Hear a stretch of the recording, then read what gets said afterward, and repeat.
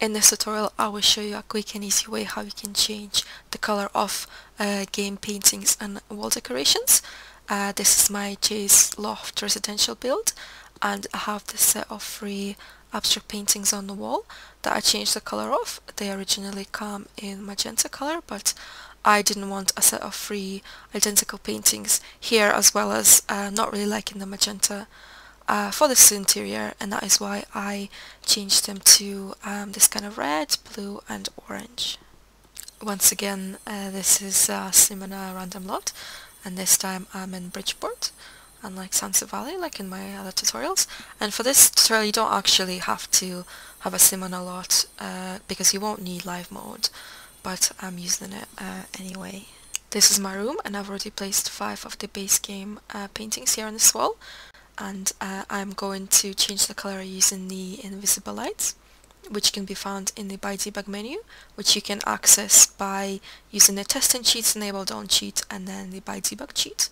Then you should have this little menu here, and they can be found in the Misc objects, and there are 2 types. One is a ceiling light, which looks like this, and another is a wall area light, which is a bit further down. Here it is, and it looks like this. And for this particular tutorial I'm interested in the wall area light, so I'm clearly going to remove this ceiling light, and I'm going to place a light in front of every painting. So that's 5.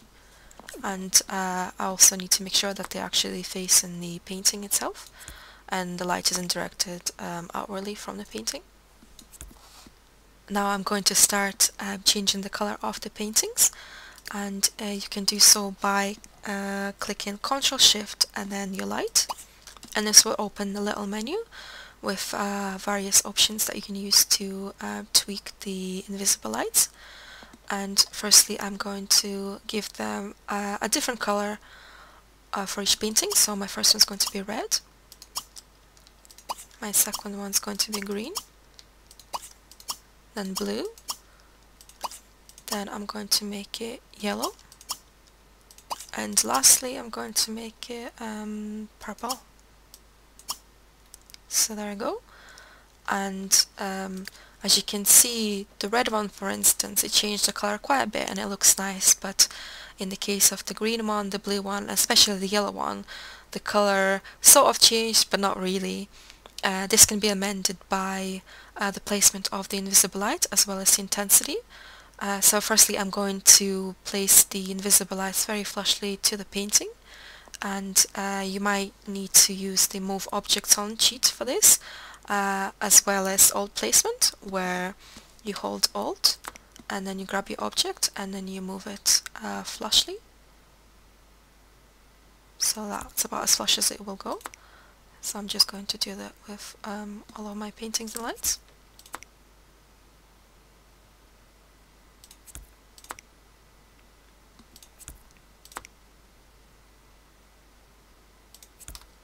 As you can see now, the color of the yellow, the blue and the green are quite a bit different and much nicer than they were before. But for instance on the red one, the color is so strong that it actually washed out some of the details of the painting, and this can be amended by changing the intensity of the light. So I'm once again pressing Ctrl Shift and then clicking, and then set intensity this time instead of set color, and I'm going to add a custom intensity to this one, and I'm thinking of making it 0.1. I'm using quite a low intensity because they're very flush to the wall, to the painting, and normally the color is very strong even with very low intensity when it's so close to the object. So I'm just going to do the same with all of them.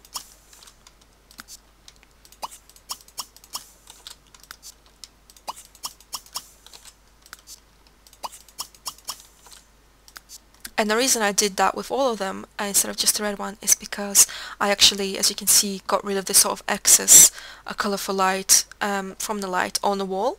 So my paintings changed colour but my wall didn't, because I don't really want a rainbow wall here.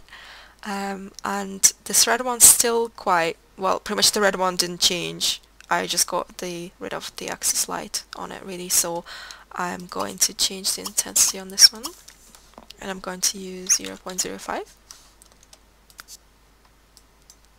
and kind of actually move it out a bit.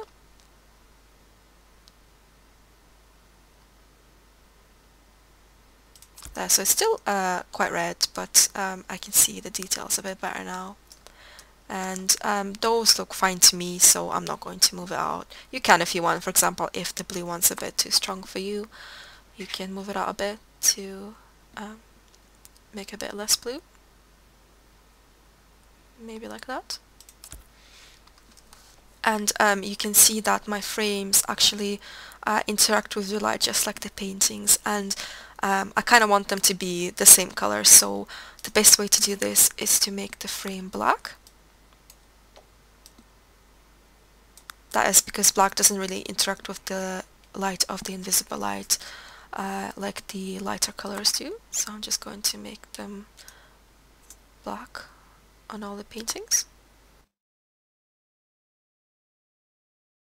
So now I have this nice set of colorful paintings here, but all the frames are one color.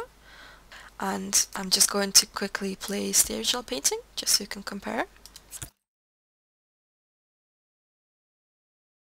So as you can see, I've now have like a red version of that one, and a green version, a blue version, and an orange version, and a version that pretty much looks the same as the original.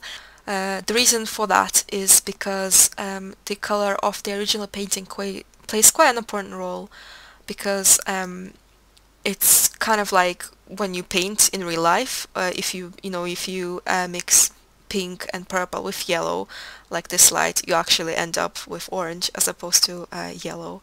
And if you mix pink or magenta with a purple, you kind of get this purpley magenta anyway. So yeah, you just kind of have to use a bit of common sense when you choose your painting and also the color of the invisible light. These are 5 random paintings that I pulled out from the buy mode, and I'm just quickly going to show you how other paintings can be changed instead of just the one I showed in the actual tutorial. There we go. I've changed this green painting into a yellow painting and this yellow painting into a green painting, as well as gave a nice blue hue to this abstract canvas and turned these otherwise calm and kind of muted paintings into very bright and vibrant. Lastly, I just wanted to say that you might find that some paintings work better for this technique than others. You really just have to test it out and play with it. As always, I hope this tutorial was informative and easy to follow and understand, and thank you very much for watching.